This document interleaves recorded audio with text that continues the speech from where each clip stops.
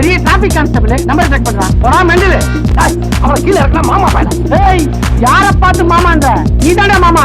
நான் மாமா இல்லடா, நீ மாமா, உங்க அப்பா மாமா, உங்க தாத்தா மாமா, உங்க குடும்பமே மாமா குடும்பம்டா. மாமா பையல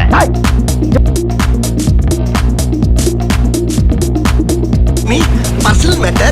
Please, 2 step back. Thank you. நம்மளை சுத்தி நிக்கிறானுங்களே.